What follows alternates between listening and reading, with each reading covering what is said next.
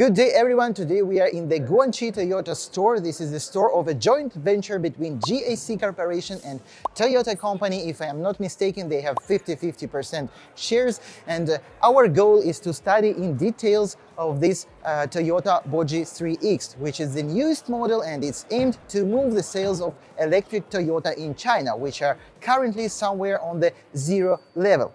And for those who know something about Chinese electric cars, probably you've heard that this car is basically the Aion Y, the model which is very popular, which is sold in amounts of 10 to 20,000 per month, which is very good, from the GAC Auto Corporation. Today we will study if this car is better or not than Aion Y, because Aion Y I like a lot. That car has enormous interior space. That car is very nice in terms of driving and has actually super low price. Let's start.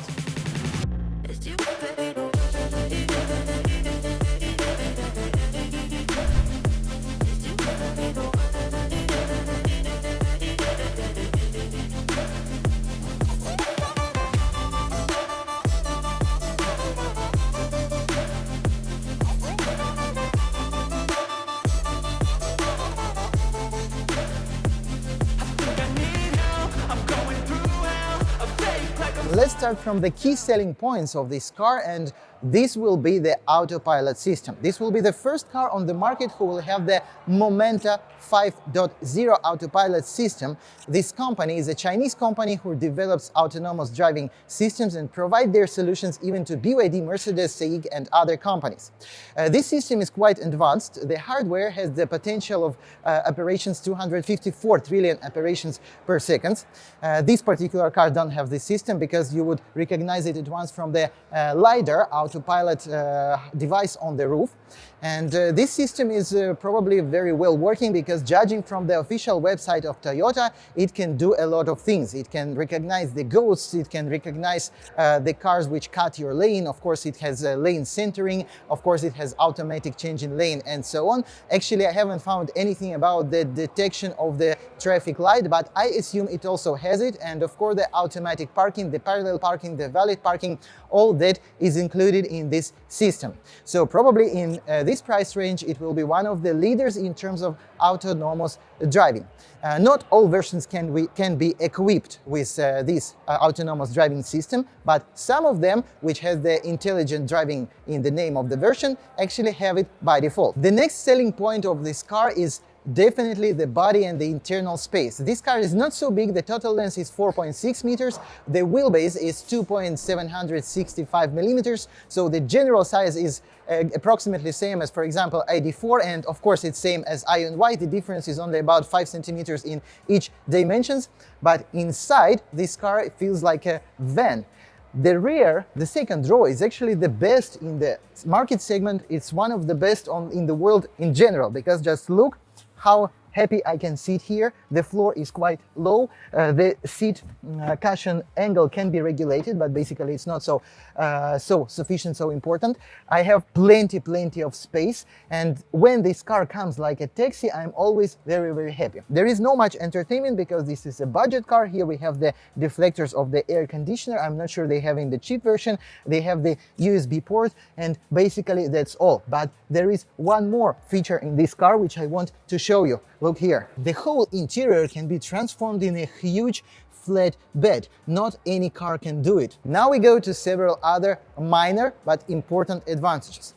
First of all, in all the versions of this car, we have basically 7 versions of equipment of this car. We have the heat pump in the air conditioner system, which of course should improve the range. The range here, by the way, is 3 types. First of all, with the small battery, with the 50 kilowatt hours battery, it's 430 kilometers by Chinese CLTC cycle. The bigger battery is 58 kilowatt hours with 520 kilometers of range by CLTC cycle, and the biggest battery, the only version, which is 610 kilometers by CLTC cycle, and it is 67 kilowatt hours. And now we are going to one thing which I basically don't like about this car, and I think they made something not very actually honest to their customers, because if you see on the same photo, but from the INY, you will recognize that not many parts actually the same, despite the cars are technological siblings. The main brake cylinder will be same, will be exactly similar, but many other parts like all these fluid tanks, all these subframes or some others, they will be completely different. And even the drive motor, by the way, we have two drive motors. In the top version with bigger battery, it's 224 horsepower. In all other versions, it's 204 horsepower, 200 Newton meters of torque. They have not the same index as the INY. This means that you will probably not have even one part in this car which you can take from the INY, which are everywhere, which are hundreds of thousands already sold in China. If continue talking about the batteries, they all are lithium ferrum phosphide batteries. The supplier is different from the INY suppliers. Even one version can have two suppliers at the same time, and their low voltage here is the medium battery, 58 kilowatt hours, and it's only 345 volts. All the batteries have liquid heating, liquid cooling, which is of course good and which is of course actually pretty normal, but for 2025, so low voltage is actually really budget segment. And here we have another good thing, it's V2L in all the versions, but unfortunately these rubber cups can be lost at once. V2L with power of 3.3 kilowatts in all the versions by default, and cameras 360 in all the versions by default. But what is not really good, that the whole body is made of steel and it's not thin galvanized. Any of this panel doesn't have thin galvanized, and probably for the Chinese, southern Chinese conditions, it will be no problem at all. But how this car will behave in the northern countries or northern part of China, we basically cannot predict for now. Now let's talk about the suspension ground clearance, and from what I understand, the suspension is totally interchangeable with the INY. We have this lower level, which is very massive. We have this exchangeable ball bearing. We have normal McPherson struts. We have quite good ground clearance, which is 174-75 millimeters under this front subframe protection, and probably, if not this artificial grass, it could be even a little bit more. And here we have the R18 wheels, which are basic for all the versions except the top one. In the top one we have 19-inch, and also in some versions we can add for extra money 19-inch wheels. So this suspension here I like. INY is, by the way, very, very comfortable and reliable car. And we check the ground clearance on the middle of the car, and it is actually bigger because it's already 187 millimeter right here. Everything looks quite well protected, quite beautiful from the perspective of chassis. Look at it. Of course, the whole chassis is completely flat, like in any EV platform. And we also can check the rear suspension, which is here the classical torsion beam. It's an dependent suspension or a semi-dependent, up to you how you consider it. And in my opinion, this is fully interchangeable with INY from what I see from the appearance. And here the ground clearance is even bigger. It's around 231 millimeters. Before we go to check the interior, its features, its multimedia and so on, we should shortly talk about the versions of this car, which are actually 7 versions, and they're not very logical and not so easy to understand. The first version is called the Air 430. 430 the CLTC range. It's the smallest 50 kilowatt hours battery, and this version is very, very poor. It has the textile interior finishing of the seats. It doesn't have the adaptive cruise control, but it has the normal cruise control. It has the plastic steering wheel, and the starting price is about 15,000 USD in China. The next version is called the 430 Air Plus, which already have the fake leather interior, which has, I think, fake leather steering wheel trim, and it has adaptive cruise control. The next version, the third one, called the 520 kilometers Pro version, which is actually also basic equipment, but it already has the fake leather interior, the adaptive cruise control, but still no panorama or Yamaha sound system. The next version is called the 520 Pro Plus, and this version is very well equipped with the electric tailgate, with panoramic sunroof, with all the electric drives of the seats and so on. but this version still doesn't have the autopilot system, despite it has many autonomous driving features such as blind spot monitoring, for example. The next version is called 520 Pro Plus Intelligent Driving, and it is about 1,300 more expensive in USD than the version before, but the equipment is worse because all the money went to the autonomous driving system with the lidar on the roof, and if you want to make it better equipped, you have to pay extra. And the last version is called 610 Max. It has the biggest battery, which is 67 kilowatt hours, but it's not the top equipment because it doesn't have the autonomous driving system. For that, you have to pay extra 20,000 RMB, which is about 3,000 USD, and which is basically, as we know now, the price of all these autonomous driving complex. The other complicated thing is that actually even the autonomous driving capabilities are not similar in all the versions which do not have the Momenta 5.0 autonomous driving complex. So what Toyota did here is basically a confusing not discrete equipment versions, which each of them need to be studied one by one. And probably one of the worst things that any of the versions do not have the seat heating and ventilation by default. You always have to pay for that extra. This is the top version with the medium battery, but it doesn't have the autonomous driving system, and this car is pretty nice inside. Before I have seen the basic cars, which has very extremely cheap plastic. The interior is one of the worst I've ever seen in my life, but in this car it's actually not so bad. We have a lot of artificial leather in the trim here and here.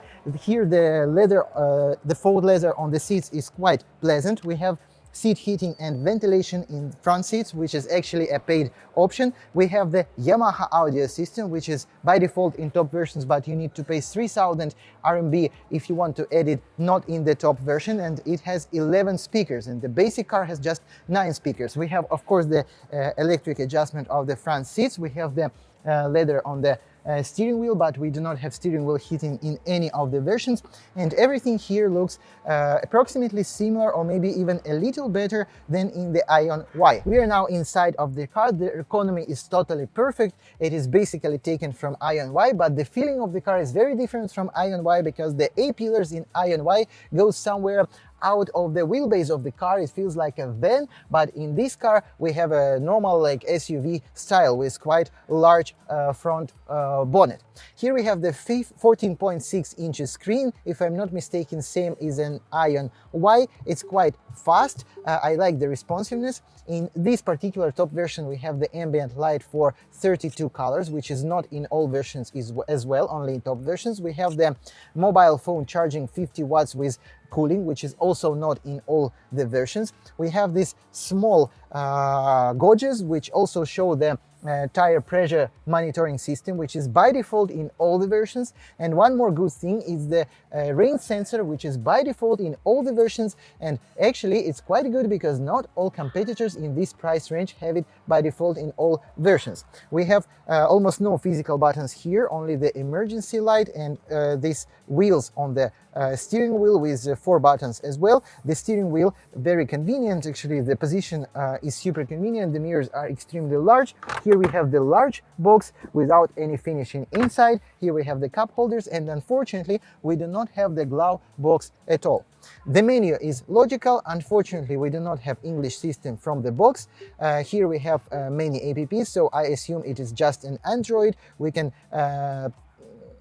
play something from your USB device. We have the cameras 360 in all versions, as I have already mentioned several times, and the quality of the cameras is quite okay, but of course it's not the best I've ever seen. A little bit more attention to the sound system. As I told you, the basic car has 9 speakers, and in basic versions with small battery you cannot add anything better, but in other versions you have by default Yamaha, or you can pay for the Yamaha 3,000 RMB, about 400 USD, and you will have 11 speakers, and also these beautiful covers of probably medium or high range, high frequency speakers without the Yamaha saying, only the logo of the Yamaha. By the way, it's same audio brand like in Zeekr 001, which surprised me a lot.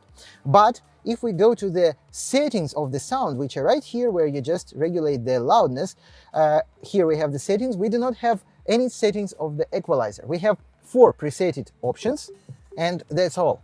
It's the first car where I see something like this, because even ID.4, where we have like 6 speakers in the basic version, have some equalizer settings. And also here we have the balance settings, and that's all.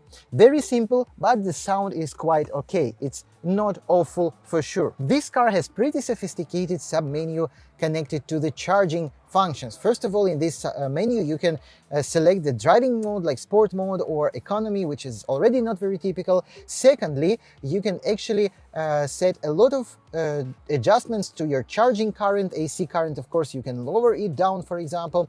You can also make the battery timer preheating options. For example, if it's winter and at night you put the car in charging and you want the battery to be hot in the morning or warm in the morning, you can also do it. For example, for 12 hours you can set the battery to be preheated.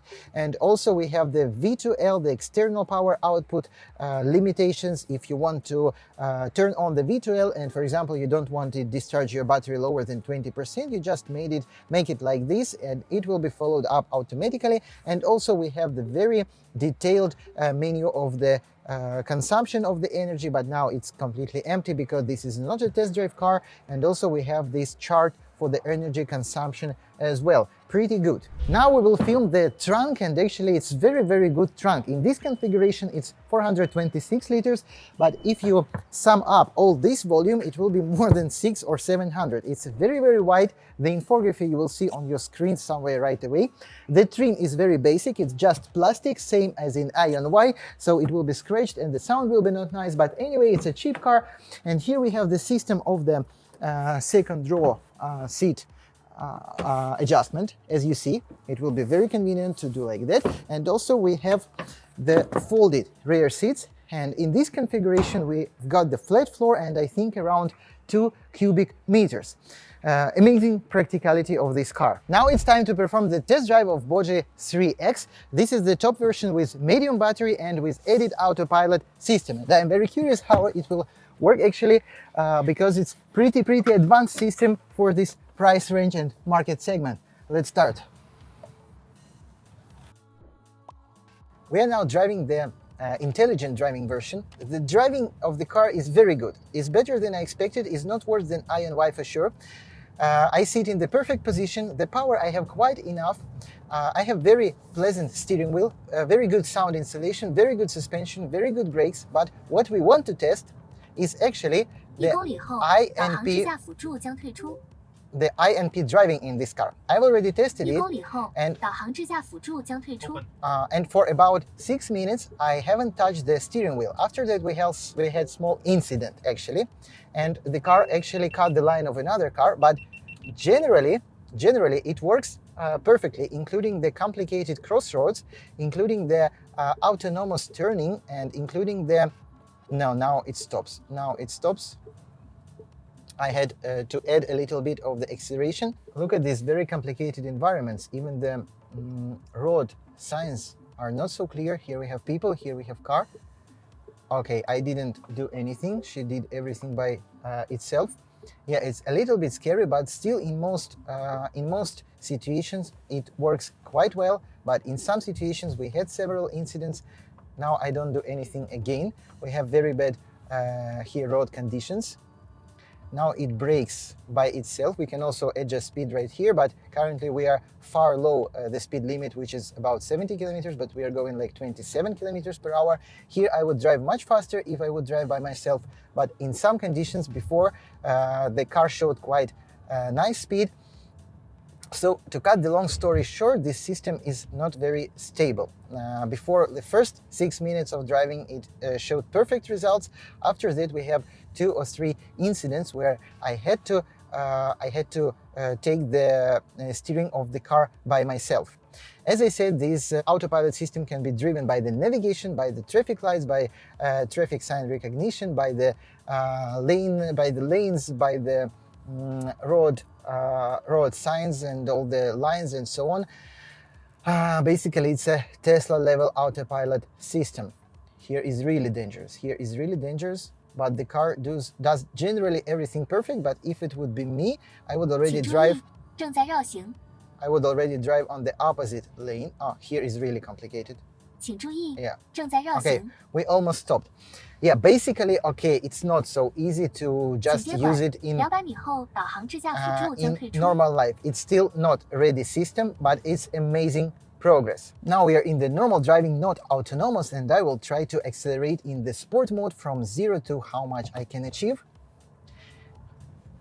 It's not super fast, but it's actually already 80, almost 100. It's not so bad for the city car, and usually just in normal medium speeds, if I just add power, I have sufficient power for sure. Sound installation is really good. I'm very much surprised on this sound installation, at least in this version, because I assume that in basic versions it will probably be much worse. And here we can see the energy consumption.